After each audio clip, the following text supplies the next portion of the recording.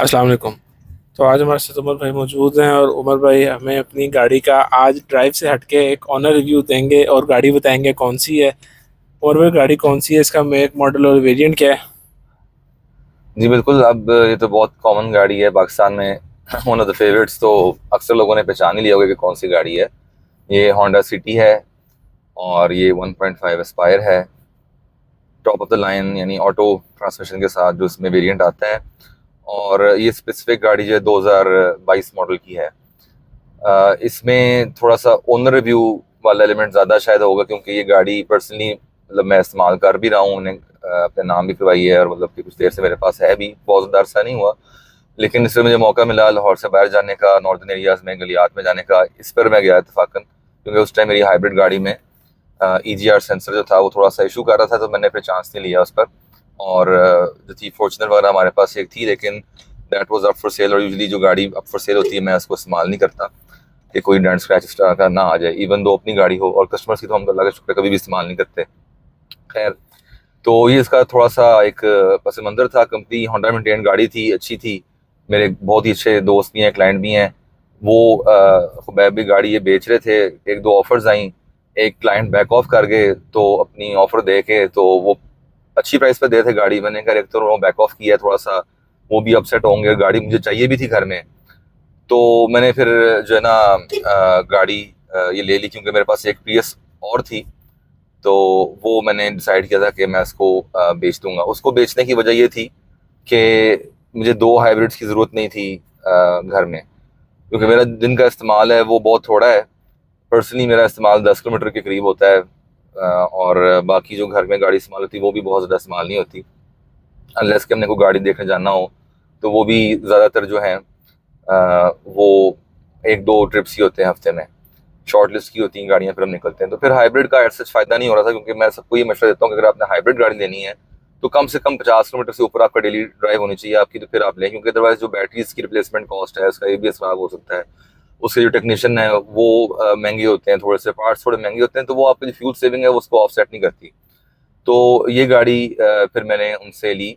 और जो फाइनल जो नेल इन द कॉफन था, मैंने से गाड़ी ली वो इसलिए थी कि कोई कन्फ्यूजन थोड़ी सी हुई। और हमारे एक जो ड्राइवर हैं वो मेरी गाड़ी जो बेचने वाली थी वो उसको लेके चले गए बाहर इस्तेमाल के लिए। ठीक है, अब वो जो निशान नोट लेके चले गए, तो फिर क्या होना था, मैं कभी भी उनको अलाउ नहीं करता गाड़ी जो फुर्सी होती जाने के लिए। तो उन्होंने वो गाड़ी इस्तेमाल की, और जिस दिन इस्तेमाल की उस दिन क्या होना था कि उन्होंने यू टर्न लिया और मोटरसाइकिल उल्टा आ रहा था, और उसने आके जो ना एक उस पर डेंट डाल दिया उसके पीछे फेंडर दरवाजे पर। तो मुझे उनसे काफ़ी उन पर गुस्सा चढ़ा। फिर मुझे हुआ कि यार गाड़ी देखें घर में नहीं थी, तो वो एक गाड़ी वर्कशॉप में थी, तो वो दूसरी गाड़ी लेके डेंट पड़ गया। मुझे फ़ौरन गाड़ी लेनी चाहिए, गाड़ी ये खड़ी हुई थी। मैंने कहा बस ठीक है। इंटरेस्टिंग बात ये, मैं ना गाड़ी अंदर बैठा था उस गाड़ी के, ना मैंने चलाई थी। बस ये था कि गाड़ी नई है, मेंटेन्ड है और सिटी है, तो बस ठीक है ये लेते, प्राइस भी अच्छी मिल रही थी। तो मैंने कहा ये गाड़ी ले लेते हैं। तो अल्लाह का शुक्र है, खैर वो निशान नोट जो थी हमारी ड्राइवर निकल गया। एक भाई थे हमारे इस्लामाबाद से, उनको उन्होंने उसका वो टोकन भी कर लिया। इंशाल्लाह हफ्ते 10 दिन तक वो गाड़ी आके ले जाएंगे। तो इस चीज़ ने मुझे सारा पस मंजर दे रहा हूँ, मैंने ये गाड़ी ले ली। ठीक हो गया। अच्छा उमर भाई, सबसे जो इम्पोर्टेंट क्वेश्चन कि है तो ये Honda city, just for city, लेकिन आपका नॉर्थ में इस पर कैसा एक्सपीरियंस रहा है, जो सबसे ज़्यादा ज़रूरी था। क्योंकि ज़्यादातर लोगों को ये क्वेश्चन होता है कि यार ये गाड़ियाँ लोग लेके जाते हैं नॉर्थ पे, लेकिन आपका ड्राइव वाइज कैसा हाँ जी। एक्सपीरियंस रहा है। फिर आपके साथ ड्राइवर्स भी थे, तो जहरी बात है आपने एज अ पैसेंजर भी इसको फील किया होगा और एज अ खुद ड्राइव करके भी। तो वो कैसा एक्सपीरियंस रहा आपका। हाँ जी, मैं इसको थोड़ा कॉम्प्रिहेंसिव तरीके से आपको कवर एज यूजुअल करने की कोशिश करूंगा। इसलिए मैंने आपको इसकी बैक स्टोरी पूरी बताई है कि जी पीछे क्या वजूहत थी, क्या कैसे फैसला किया गाड़ी लेने का। तो कभी कभी मैं थोड़ा स्पॉन्टेनियस डिसीजन ले लेता हूँ। यूजली वैसे मैं पसंद नहीं करता इस किस्म के फैसले कि अचानक बगैर जो ना वो किसी मतलब के वर्किंग के बंदा कर ले, लेकिन उस टाइम ये सूरत हाल थी। खैर, गाड़ी जो ना होंडा सिटी ऑब्वियसली यानी कि उसके नाम से तो लगता है कि किस लिए डिज़ाइन की गई है, लेकिन लोग शहर से बाहर भी इस्तेमाल करते हैं। लेकिन जो रूरल एरियाज हैं उनके अंदर ऑब्वियसली लोग रोला पसंद करते हैं। लेकिन रिसेंट ईयर्स में मैंने देखा है कि ये जो ना एक सीरो टाइप निकल गया, लोग सिटी भी इस्तेमाल कर रहे हैं रूरल एरियाज में। जब से इसमें यानी कि ABS ब्रेक्स आई हैं, थोड़ी गाड़ी ने ऊंची कर दी है, टायर्स की प्रोफाइल उन्होंने बड़ी की है ना, तो लोगों ने इस्तेमाल करनी शुरू कर दी है। रोड्स भी आपको पता है एटलीस्ट हमारे जो नॉर्दर्न पंजाब वाली साइड पर जो है वो कुछ बेहतर हुए, लाहौर के इर्द गिर्द जो है। और बाकी साइड से ही बेहतर हो गए होंगे डेफिनेटली। मेरा क्योंकि एक्सपीरियंस नहीं हुआ वहाँ जाने का, तो मैं इससे कमेंट नहीं कर सकता। जहाँ मैं गया हूँ उधर बता रहा हूँ।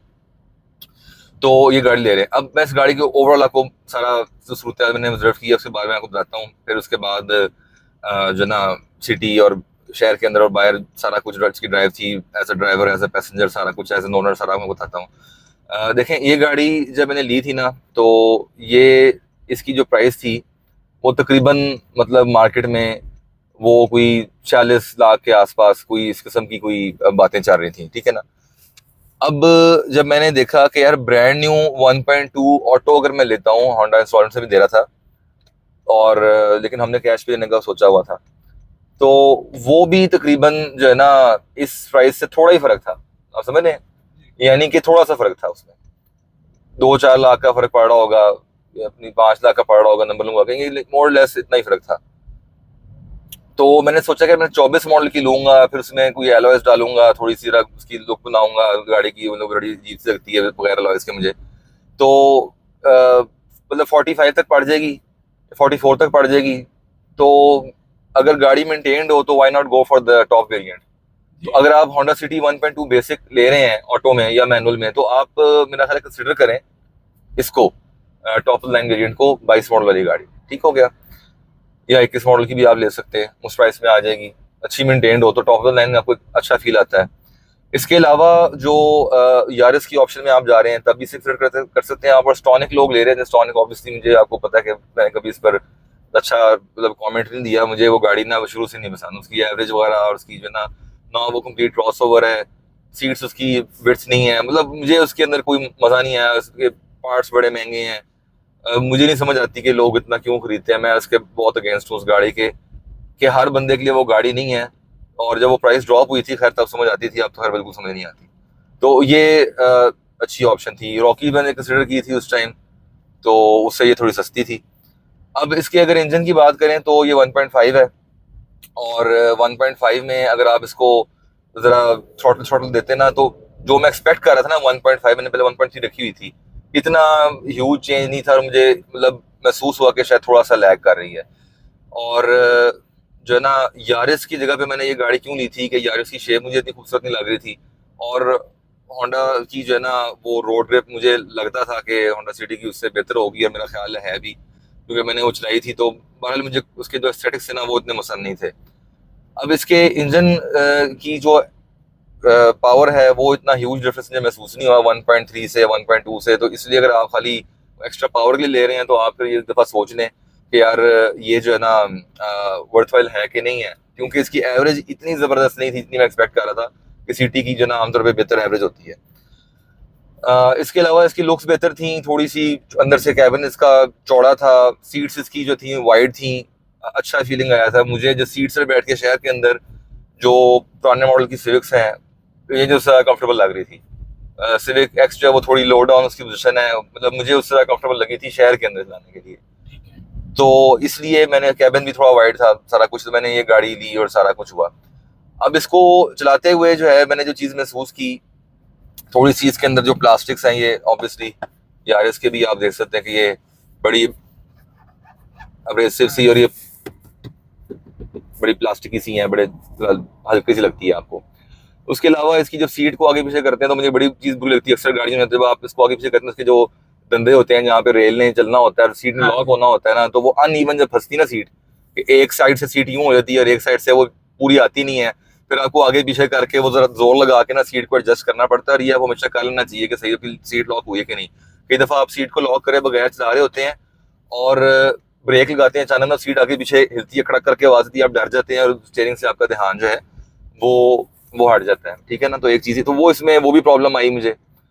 और शहर के अंदर तो ठीक थी, लेकिन एवरेज जो है ना शहर में इसकी बहुत ख़राब थी। अभी मेन बुलेवार्ड खाली है, सारा कुछ है, ठीक है, अभी हम चला रहे हैं गाड़ी तकरीबन 4-5 किलोमीटर चला ली है, क्योंकि 6.5 किलोमीटर चला ली है, तो 18 की एवरेज शो कर रही है 50-60 के ऊपर, मुझे बहुत ज़बरदस्त है। लेकिन बाकी गाड़ियाँ भी इसके इर्द गिर्द शायद कर दें, इतने प्यार से मैं इस टाइम चला रहा हूँ। प्रैक्टिकली एवरेज इस टाइम शहर में हमारे पास 9, 9.5 बस इतना कर रही है इसी के साथ, जो सो कि मैं व्यूअर्स ये वो एवरेज है जो आपको बिल्कुल प्रैक्टिकल बता रहे हैं, वो नहीं है कि एक असम्पशन है कि जी कंपनी नहीं इतना इतना कहती कर है। रही है। और मैंने फिर सोचा कि यार फिर मैंने ये लिया है, मैं सिविक ले लेता, हाँ ठीक है जी, ना, मैं सिविक ले लेता, इतनी एवरेज करनी है तो सिविक होती, तो या मैं ग्रैंडी ले लेता, या फिर मैं एल्टिस के बारे में सोचता था, सस्पेंशन इससे थोड़ी बेहतर है। या फिर मैं एलांट्रा GLS मैंने चलाई, वो मुझे मुनासिब मिल रही थी, तो मैं ये ले चुका हुआ था, मैंने कहा यार फिर वही ले लेता, मतलब कि वो भी हर अच्छी कर रही है, इसके इर्द गिर्द कर रही है, तो फिर क्या मतलब इसका। अच्छा, अब सस्पेंशन वगैरह इसकी बहुत ज़बरदस्त नहीं है। अब आता हूँ मैं इसकी जो मैंने फीलिंग इसका शहर के अंदर शहर के बाहर। अच्छा, गाड़ी की सस्पेंशन इस किस्म की है कि अगर आप के रोड के ऊपर आपने रोड चेक करना है ना कि ऊंचा नीचा है कि नहीं है, तो वो मैंने देखा है, वो इंस्ट्रूमेंट लेके ना रोड के ऊपर वो खड़े होते हैं जो रोड मैंने जो हाँ जी। ना चेक करने के लिए कि रोड सीधा है कि नहीं है। मेरा ख्याल है कि ये होंडा सिटी को आप चला लेंगे ना इस रोड के ऊपर, तो ये ज्यादा बेहतर है क्योंकि वो मिस कर सकता है कि ऊंचा है कि नहीं है, इसकी सस्पेंशन नहीं, अभी भी देखें करंटली हम मेन बुलेवार्ड पर हैं और अभी भी ना गाड़ी काफी बम्प कर रही है। हाँ जी, मिली हालांकि मीटर अभी के हिसाब आपने से। इसके लेते साथ ही टायर्स भी चेंज हाँ कराए जी, थे। ये 45-50 पे हम जा रहे हैं और मुस्तकिल जो है ना वो फीडबैक दे रही है कि अब रोड ऊपर हो गई है, रोड नीचे हो गई, रोड ऊपर हो गई, रोड नीचे हो गई है। और इसका मतलब ये भी इंजीनियरिंग का एक शाकार है। हाँ जी जनाब, ये जो ना इंस्ट्रूमेंट के तौर पे इस्तेमाल कर सकते हैं इसको आप, ठीक है जी। और इनको अगर सिटियां तो होती हैं वैसे गवर्नमेंट डिपार्टमेंट्स के पास, तो ये सस्पेंशन इसकी जो ना आपको बता देगी बिल्कुल कि रोड सीधा है कि नहीं है। तो ये तो रहेगी बात सस्पेंशन की, मेरा ख्याल है और कोई जरूरत तो नहीं है सस्पेंशन नहीं नहीं, माशाल्लाह बहुत बेहतरीन है। अब हम जब चढ़ाइयाँ चढ़ रहे थे ना हाँ जी। गलियात में, तो आप यकीन करें कि मैंने कहा यार 1.5 जरा इजी होके चढ़ेगी, तो मुझे फिर इसको एस में डालना पड़ा। मैंने एस में डाला, ऐसे तो में ले लो रेंज मोड में भी नहीं सही की पिक एस पावर पर दे भी दी। जोर लिया इसने, मतलब वो माशाल्लाह। मजा नहीं आया उसके ऊपर, ठीक है ना। ओहो। अच्छा, अगर आप जो है ना जिम जाते हैं ना, तो हाँ जी। हफ्ते में मतलब 5-6 दिन रूटीन से जाते हैं, तो आप सारे जिस्म की एक्सरसाइज करते हैं, चेस्ट की करनी है, शोल्डर्स की करनी है, बैक की करनी है। अगर आपने लॉन्ग ट्रेवल करना है ना सिटी के ऊपर, हाँ जी। तो उस हफ्ते आप ना शोल्डर्स की एक्सरसाइज करने की जरूरत नहीं पड़ेगी, ठीक है ना, बल्कि आप करिएगा भी ना, क्योंकि जब आप लॉन्ग गाड़ी खुद करवा जी देगी। वो आपकी सारी एक्सरसाइज रहेगी पूरे शोल्डर्स की, क्योंकि आपने स्टीयरिंग को ऐसे पकड़ना है और ऐसे पकड़ने के बाद जो है ना आपने इसको पकड़े रखना है और उसको आप छोड़ नहीं सकते, क्योंकि अगर आप छोड़ेंगे तो फिर जो है ना गाड़ी ही छूट जाएगी पूरी, वो गाड़ी आना ही नहीं जाती सीधा, मतलब तो इसका मुस्तकिल। पावर स्टीयरिंग है, फिर भी ये मसला है, बड़ा स्ट्रेंज सी इसका ना बात है। टायर्स का जो साइज है ना, मेरा ख्याल है मुझे किसी ने कहा था कि आप चौड़े डालें, बल्कि हमारे एक बड़े प्यारे भाई हैं उन्होंने कहा था। लेकिन आपने तो जो कंपनी रिकमेंडेड है वो डाले ना। मैंने कंपनी रिकमेंडेड इसलिए डाला कि एवरेज पहले इसकी इतनी खराब थी, तो मुझे महसूस हुआ, मुझे हुआ कि यार मैं चौड़े टायर डालूंगा तो और एवरेज खराब हो जाएगी, हाँ तो जी। यार वो उन्होंने कुछ सोच समझ के डाले होंगे ना। लेकिन मुस्तकिल मतलब समझ लें कि इस किस्म के इनपुट्स में दे रहा था 120 के ऊपर, यानी मुस्तकिल जो है तकरीबन आप कब लेफ्ट राइट जो रोड पे शोल्डर आपका मुसलसल इंगेज ही रहेगा। दोनों हाथों से आप पकड़ के लाहौर से इस्लामाबाद तक मैं इस गाड़ी को यूं पकड़ के चलाता हूँ, और 100 से ऊपर यकीन करें 100 से ऊपर मुझे चलाते हुए ना गाड़ी, मतलब बड़ा ही अनकंफर्टेबल फील कर रहा था कि यार मतलब ये गाड़ी 120 के इन टायर्स के साथ तो ये बिल्कुल डिजाइन नहीं है, सस्पेंशन स्टीयरिंग इन टायर्स के साथ, शायद दूसरे टायर्स के साथ 120 इसकी अपर लिमिट है, मतलब 120 ठीक के है। बाद आप भूल जाएंगे आप इस गाड़ी को चला तो ये जो सकते हैं। 220 तक है, फिर तो इसने 160 पे भी जाके आप 120 कह रहे हैं, 160 वाला तो सोच ही नहीं सकते मैंने एक फिर दफा लेटर इसमें। लिखा था मुख्तलिफ इदारों को और मिनिस्ट्रीज को, उसमें मैंने उनको कहा था कि सीट बेल्ट जो है ना वो पैसेंजर के लिए भी लाजमी होनी चाहिए, और जितने भी गाड़ियां हैं जिनको 220 और 40 की स्पीड है, ये क्यों है इतनी 180 पे लॉक करते हैं, जो हमारी स्पीड लिमिट 120 है, हाँ तो जी। ये 220 क्यों आपने रेंज दी है, बच्चे ओवर स्पीडिंग करते हैं, हादसा तो होते हैं। और ये हर गाड़ी में ड्यूल एयरबैग होना चाहिए, हर गाड़ी के अंदर इको आप कंपनियों को कहेंगे वो इंस्टॉल करें। खैर वो कुछ देर बाद ड्यूल एयरबैग्स आ गए थे, जी अल्लाह जी। का शुक्र है। वो मैं ये नहीं कहता कि मेरे लेटर लिखने की वजह से इन्होंने माना था, लेकिन मतलब मैंने उनको लिखा जरूर था और मैंने अपने फेसबुक पे भी लगाया था कि हमने लिखा है तो अल्लाह करे ये एक्सेप्ट करें। वो एक पॉइंट उन्होंने एक्सेप्ट कर लिया था, वो एयरबैग वाला था। उसके बाद ऑल्टो में भी सब में ये ड्यूल एयरबैग्स आने शुरू हो गए थे, तो वो खैर उन्होंने अपनी मर्जी से किया या कुछ उसमें हमारा रोल था या नहीं, खैर। तो मैं बताना ये चाह रहा था कि जो ना ये स्पीड जो ना 120 के बाद ये बिल्कुल मतलब 120 पर भी मैं सजेस्ट नहीं करूंगा कि आप जाएं इन टायर्स के साथ। 110 इनफ है। मैंने इसमें टायर्स पाकिस्तानी डाले थे, जनरल के टायर्स जो ओरिजिनल से ज़्यादा आते हैं, ठीक है। और क्योंकि ओरिजिनल कंपनी साथ दे रही है तो ऑब्वियसली अब पाकिस्तानी टायर्स ही पहले से बेहतर हैं, स्मगल टायर्स मिलना नहीं चाहता, योकोहामा के महंगे बहुत थे, और मैं पर्सनली चाहता हूँ कि मैं पाकिस्तानी प्रोडक्ट्स को भी सपोर्ट करूँ और पाकिस्तानी कंपनीज को भी सपोर्ट करूँ, तो मैंने पाकिस्तानी टायर्स दिए। गाड़ी के टायर्स ठीक हैं लेकिन उनमें शोर काफ़ी ज़्यादा आता है, लेकिन मैं समझता हूँ गाड़ी की सस्पेंशन ही ऐसी है कि वो आपको तंग करती है। अच्छा, इस गाड़ी के अंदर जो चीज़ें अच्छी थी, ऑब्वियसली 2 एयरबैग्स जरा तो चाहिए, लेकिन छोटी छोटी चले शुक्र है 2 एयर बैग्स ही मिल गए, वरना 10 हाँ। साल तक तो बगैर एयर बैग की सिटी चलती रही है पिछले वाली शेप। हाँ जी, और भी काफ़ी सारी चीज़ें हैं। खैर उसमें तो ब्रेक लगाते थे जो है ना 2004-5 वाले मॉडल में, तो वो ब्रेक जैम होती थी, वो पेडल ही फंस जाता था, तो हमारे पास वो भी थी, मुझे याद है वेरियो जो आती थी, अच्छा, उसके ऑटोमेटिक से। उसके गियर के अंदर भी कोई इशूज़ थे।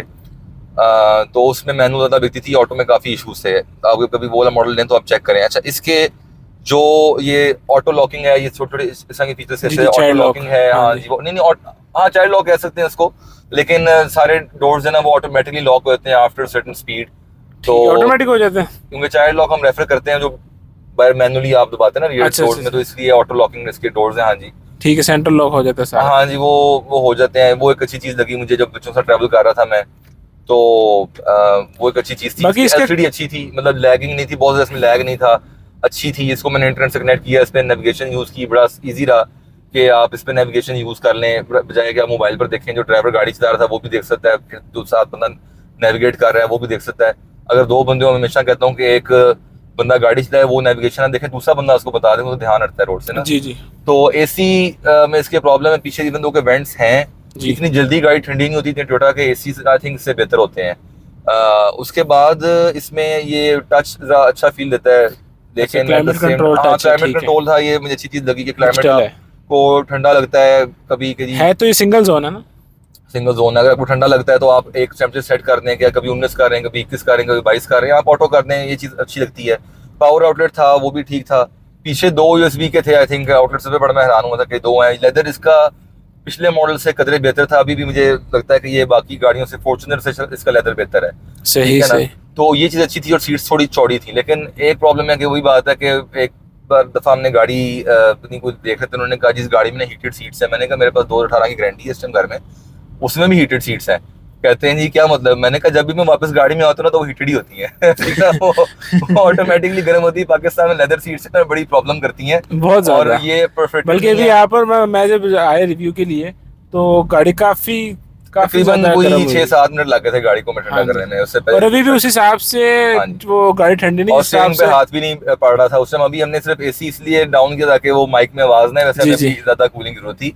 सीट्स पाकिस्तान में पता नहीं क्यों परफेक्टेड नहीं देते, सुराख कम से कम दे दें, थोड़ा आपकी स्किन को ब्रीथ करने में आसानी होती है, लेकिन शायद उनको ये मुनासिब नहीं समझा कि उसमें परफेक्टेड सीट्स देंगे, उसमें को 5-10 हज़ार रुपये एक्स्ट्रा कॉस्ट आ जाएगी। तो बहरहाल वैसे उमर भी आपको इसका जो परचेज डिसीजन आपने अब तो माशाल्लाह कर लिया है और आप चला भी आए हैं, तो रिग्रेट है या फिर बस मिक्सी पोजीशन है, क्या हाँ जी, मैं आपको फीलिंग्स कैसी हैं उस हिसाब से? बिल्कुल इसके बारे में ये भी बताता हूँ। तो ब्रेकिंग वगैरह भी इसकी ठीक थी, मतलब ब्रेकिंग होंडा की वैसे आमतौर पे अच्छी होती है, लेकिन शायद ब्रेक पैड्स डाले नहीं, लेकिन कोई आउटस्टैंडिंग ब्रेकिंग नहीं थी। मतलब मैं थोड़ा सा ज़्यादा एक्सपेक्ट कर रहा था, थोड़ा ठीक है। सा ज़्यादा एक्सपेक्ट कर रहा था, शायद ब्रेक पैड्स होने वाले हैं चेंज, लेकिन मैंने अपने मैकेनिक को कहा था सारे काम कर दें, तो उन्होंने सिर्फ रेडलिंग सीट्स के चेंज किए, उन्होंने कहा बाकी सब ओके है। टायर्स हमने वैसे चेंज कर दिए थे इसके। तो मतलब शहर के लिए गाड़ी ठीक है मेरे ख्याल से, लेकिन एवरेज वाला काम ना खराब है। आई थिंक 1.2 की शायद इससे बेहतर हो। अच्छा, काफी लोगों को ना ये चीज़ थोड़ी सी वेट भी लगेगी कि लोग सिटी को कंसिडर ही एवरेज करते हैं। देखें, नई और पुरानी में ही फर्क है एवरेज में, फिर 1.5 1.2 में ही फर्क है। इस मॉडल में जो ना मैंने पिछले वाले में देखा था 1.5 में ना थोड़ी एवरेज कम आ रही थी, पावर शायद थोड़ी बेहतर हो। 1.2 की अब मुझे चेक करना पड़ेगा, लेकिन जो मुझे फील हुआ है जब मैंने एक दो लोगों से शायद बात की है, वो कहते हैं भाई 1.5 की कम है, 1.2 की ज्यादा है। अच्छा, कुछ गाड़ियों में होता है कि बड़े इंजन में जाकर ना एवरेज थोड़ी बेहतर हो जाती है, हाँ क्योंकि जी, वो आप मुस्तकिल अंडर पावर्ड होती है ना गाड़ी, तो स्टार्ट जब मुस्तकिल रहते हैं आपने तो पैडल दिया वो होता है। पेडल देते रहते हैं, वो बार बार हाई आरपीएम जाते हैं, तो वो उसकी एवरेज कम हो जाती है। तो मेरा शायद ख्याल था कि इसमें इतना फर्क नहीं आएगा, लेकिन फर्क आया है। हाँ, बहुत प्यार से चला रहे हैं, तो अब 12 किलोमीटर गाड़ी चल गई, 18.5 की एवरेज आ रही है, लेकिन ऐसा रोड आपको पूरे पाकिस्तान में कहाँ मिलेगा कि संडे को मेन बुलेवार्ड पे इशारा कोई नहीं है, सिग्नल फ्री है, नॉन स्टॉप लाइट है, ब्रेक नहीं लग रही, इशारे पे खड़ी नहीं, लेकिन इससे 9.5 10 से ऊपर इससे नहीं करना, हमारे पास 9.5 मैक्सिमम करती है। तो इसके अलावा इसकी हैंडलिंग वगैरह बिल्कुल मुझे मज़ेदार नहीं लगी थी। शहर के लिए गाड़ी एक अच्छी ऑप्शन है, पेट्रोल एवरेज आपने कंसिडर करनी है अपनी मर्जी से, वो आपने देखना है। लेकिन आउट ऑफ सिटी जो है ना, मैंने सालों के सिटी जब उन्होंने नाम रखा था ना होंडा वालों ने, तो शायद उन्होंने आपको इशारा किया था कि आपने सिटी में यूज़ करनी है, आउट ऑफ सिटी के लिए ना, तो शायद उनको कोई और कोई गाड़ी आउट ऑफ सिटी के लिए सिविक प्रेफर हो फिर है। हाँ जी, आउट ऑफ सिटी के लिए बिल्कुल सिविक को ही आप रेफर करें, और वो बहुत कंफर्टेबल है, नई वाली खास तौर पर। तो अच्छा उमर भाई, ये चीज़ है। एक और जो सेकंड लास्ट क्वेश्चन है मेरा, वो ये कि अगर तो एक बंदा 50 लाख लेके निकला है तो उसके पास ऑप्शंस तो ऑब्वियसली बहुत हैं। अल्टस 1.6 के भी हैं, होंडा सिटी 1.5 एस्पायर, सिटी में तो आपको फुल ऑप्शन ही मिल जाता है। तो अगर तो एक बंदे का यूज़ सिर्फ और सिर्फ शहर का है मेनली, और उसकी ट्रैवलिंग है 2-3 महीने बाद कि इस्लामाबाद या फिर नॉर्थ में चला गया, तो उसके आप लिए उसे अच्छी है। अल्टिस प्रेफर करेंगे या एस्पायर करेंगे? उसके लिए अच्छी अपने है। व्यू के मुताबिक देखें, बताइए। अभी अभी जो है ना शहर के लिए तो ये अच्छी है, लेकिन पर्सनली अगर मैं अब देख रहा हूँ ना जो सारी सिचुएशन इसकी एवरेज वगैरह की, मैंने एल्टिस इसलिए पसंद नहीं की थी कि इसका सीवीटी था और वो 4 स्पीड थी जो इस प्राइस से मिलनी थी ना। जी तो जी। 4 स्पीड मुझे ज़रा इतना अट्रैक्ट नहीं कर रही थी। लेकिन अभी जो मैं आपको सूरत बताता हूँ कि मैंने अब क्या सोचा, मैंने क्या करना है, और वालिद साहब ने से भी मशवरा किया, उन्होंने भी मुझे कहा कि आपने इसको बेच देना है। और अगर वो मुझे ना भी कहते तो मैंने फिर भी ये बेच ही देनी थी कि जो मेरी ट्रिप हुई है इस्लामाबाद की, उसके बाद मैं जो जेन्युइन बात है इससे अब इतना मुतासर नहीं हूँ, क्योंकि आउट ऑफ सिटी बंदे को जाना ही पड़ता है और इसकी जो शहर की एवरेज है मुझे इतना खुश नहीं कर रही। इवन दो कि मेरा इतना इस्तेमाल नहीं है, लेकिन आई थिंक इवन दो कि वो तकरीबन 72,000 रुपये जो है ना हमने ये ट्रांसफ़र के ऊपर खर्चे इसके, और हमारे जो दोस्त हैं खुबैब, उन्होंने मुझे प्राइस भी इसमें बड़ी अच्छी दी और उनको मैंने यही बताया था कि मैंने रखनी है, मैंने रखनी ही थी। लेकिन अब तकरीबन 2,000 किलोमीटर जाने के बाद गाड़ी और नए टायर्स डालने के बाद मुझे ये तकरीबन 1.25 लाख 1.5 लाख ऊपर खर्चने के बाद जो ना, लेकिन मैं इसको अब बेच दूंगा। इसकी अच्छी से डिटेलिंग करके इसको बेच देंगे। मैं पर्सनली इंक्लाइंड हूँ अब, या तो मैं जाऊँगा टोयोटा रेज या डेट्सू रॉकी की तरफ। ठीक है। प्रॉब्ली रॉकी की तरफ, रॉकी सस्ती मिल जाती है जापान से, या उस तरफ जाऊंगा, या कोई क्रोला का वेरिएंट देखूंगा अल्टिस या ग्रैंडी में से। पहले भी मेरे पास ग्रैंडी थी, उस टाइम वो बेच दी थी, बस क्या कह लें कि उस टाइम उसकी अच्छी ऑफर आ गई ये कह लें, या मुझे पैसों की जरूरत थी उस टाइम, कुछ मेरे स्टॉक में पैसे फंसे हुए थे ये कह लें, या ये कह लें कि बस उससे वक्त आ गया था। इंसान कभी शुक्र गुजार नहीं होता, हर वक्त चेंज मांग रहा होता है कि मैं बेहतर हो जाए, ये हो जाए, वो हो जाए। और वो 18 मॉडल 1.25 लाख चली थी। इस गाड़ी की जो मेन अट्रैक्शन थी ना मुझे, वो ये थी कि कंपनी मेंटेन थी, फर्स्ट हैंड थी, दोस्त के पास थी, और उसका मॉडल 22 था। मुझे सबसे ज़्यादा अट्रैक्शन इस चीज़ की थी। लाख चली गाड़ी थोड़ा सा मुझे मतलब वार्ड ऑफ कर रही थी। वैसे मतलब जो है ना 1.25 लाख 1.5 लाख चली गाड़ियाँ बहुत सारी मैंने रखी हैं। अभी भी मेरे पास एक प्रियस थी, वो 1,96,000 चली थी, उसको भी अब बेच रहे हैं। वो इसलिए बेच रहे हैं कि वही बात है कि हाइब्रिड की मुझे 2 की जरूरत नहीं है घर में, और जो मेरे पास पहली हाइब्रिड है वो भी 2.25 लाख से ऊपर चल गई हुई है। तो ये मैंने आपको अपनी ओनर साइड से बातें बताई अच्छा, हैं, एक्सपर्ट एक ओपिनियन नहीं है, लास्ट दी। क्वेश्चन, बिल्कुल, वो ये है कि अगर आप इस गाड़ी को रेट करें आउट ऑफ 10 तो आप कितना रेट करेंगे ओवरऑल? इसमें स्टाइल, बॉडी, फीचर्स, ड्यूरेबिलिटी और मसले एंड मसाइल के साथ। देखें, ये थोड़ा सा टफ है इसलिए कि मैंने अभी इसको इस एंगल से सोचा नहीं था, और मैं कोई गलत रेटिंग देना नहीं चाहूँगा। लेकिन अगर इसको मैं शहर की ड्राइव के लिए इस सेगमेंट के अंदर बात करें या ओवरऑल बात करें, ये भी एक चीज़ है। लेकिन ओवरऑल अगर आप देखें तो मतलब I can't rate above 7, may be 6, 7, 7, मतलब इससे ऊपर मैं शहर की बात कर रहा हूँ। इससे ऊपर चाहे आप सेगमेंट की बात करें या ऐसे सेगमेंट से ऊपर की बात करें, सेगमेंट से ऊपर जाएंगे तो फिर मजीद कम हो सकता है। लेकिन मे बी 6 और 7, 6 हार्श हो जाएगा शायद। लोग कहेंगे यार ये भाई आपने होंडा सिटी हमारी पिछले मतलब 98 से तकरीबन जो है मेरा ख्याल है ये गाड़ी पाकिस्तान को मूव कर रही है, आपने इसको मतलब 6 पर लेकर आ गए हैं, फिर एल्सविन तो 4 पर चली जाएगी। तो वैसे मजे की बात और आपको फिर बताऊं, यारिस से फिर काउंट नहीं होगी। नहीं यारिस का एल्सविन से तो बेहतर ही है यार मेरे हाथ से। वो ऑप्शन उसमें जरूर है, मैंने आपको मजे की बात बताऊं कि मैंने वो भी रखी हुई है। अच्छा अच्छा। हाँ जी, मेरी उस टाइम जो है ना बेटी कहती थी सनरूफ वाली गाड़ी लेनी है, तो उस टाइम मैंने कहा यार चलो, उसने जाना होता है स्कूल वगैरह, सनरूफ वाली गाड़ी इस प्राइस में कौन सी, तो मैंने एल्सविन ले ली। मैंने एल्सविन ली और हम गए लाहौर स्मार्ट सिटी, वहाँ जाके हमने वीडियो वगैरह बनाई। वहाँ से अभी हम वहाँ पर थे, मैं कॉल आई एक भाई की कि मेरे पार्टनर को भी एल्सविन चाहिए, मेरे पास एल्सविन आपने बेचनी है।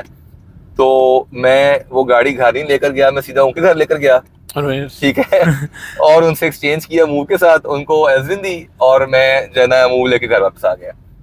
क्योंकि फिर मैंने सोचा कि जो बच्चे ना वो जिद करते हैं कि अपने सनरूफ से बाहर निकलना है, तो वो उस टाइम छोटी थी, मैंने कहा एक तो ये भी सेफ नहीं है, और पुरानी सिटी जो है ना इससे जो 10-11 वाली है वो मुझे ऐसे ज़्यादा कंफर्टेबल लगी थी। वो बेशुमार बहुत ज़्यादा लोग हैं जिन्होंने ऐसी बातें बेची हैं, लेदर सीट है, सब कुछ ठीक है, नीची है, टाइट है, कंजस्टेड है, तो छोटा पैकेट वाला सिस्टम है उसको, लेकिन हमारे यहाँ लोग ड्यूरेबिलिटी देखते हो, देखनी भी उसके चाहिए। डीसीटी जो गियर है ना वो नीचे है काफी, वो अक्सर स्पीड ब्रेकर्स पे आई थिंक अगर आप गलत स्पीड पे जा रहे हैं तो वो लग भी जाता है, ठीक है ना। तो वो मुझे बिल्कुल अट्रैक्ट नहीं की, उनको बेहतर ऑप्शन लेके आना चाहिए। खाली ऑप्शन की बात नहीं, ड्यूरेबिलिटी भी एक चीज है ना। जी जी। चाइना के मोबाइल में बड़ी ऑप्शन होती हैं, हाँ जी। लेकिन ड्यूरेबल नहीं होते इतने। माइंड कर देते हैं लोग इस बात को, लेकिन जनरल बात है कि आप देखें ना वो नहीं है ना ड्यूरेबल। जी जी। जो समझदार लोग हैं वो कहते हैं भाई एक दफा चीज लो, जो भी लेनी है वो महंगी ले लो, बिल्कुल तो टोयोटा जनरेशन्स चलती हैं, होंडास भी जनरेशन्स चलती हैं।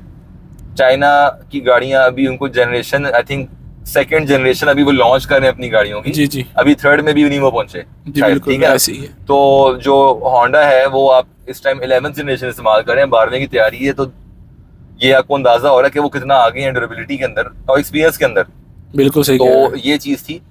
तो यारिस को कहाँ रेट करेंगे, अल्सविन को, वो एक अलग बात है, लेकिन आउट ऑफ सिटी अगर इसकी बात करें, मैं तो इसको 6 भी रेट नहीं करूंगा। मैं इसको 5 दूंगा, जो मर्जी आप इस पे इतराज करें। मैं मेरा सो इट्स अ बिल्कुल पर्सनल मजा नहीं पर्सपेक्टिव, आया। उमर भाई का जो एक्सपीरियंस रहा, क्योंकि हमारी कोशिश होती है कि जो पर्सनल पर्सपेक्टिव है ना वो आपसे शेयर किया जाए, उससे एक तो परचेज डिसीजन आसान हो जाता है करना कि हाँ जी क्या। जिसने लेनी ऑब्वियसली मैं उनको मुझसे ये पूछेंगे, मैं उनको, ये वीडियो लाइव है, मैं कोई ये तो नहीं कह सकता अपने बात से मैं मुकर नहीं सकता ना। अब ये वीडियो यूट्यूब पर आएगी तो जब मर्जी देख सकते हैं, लेकिन हर बंदे का अपना इस्तेमाल है ना। जी जी वही कह रहा हर हूँ, बंदे अपना का अपना अपना इस्तेमाल पर्सपेक्टिव है। है चीज को देखने मैं का रॉकी की तरफ उसके। जाऊंगा, उसमें चेयर बैग्स हैं, crash control, radar, LED light, सारा कुछ है।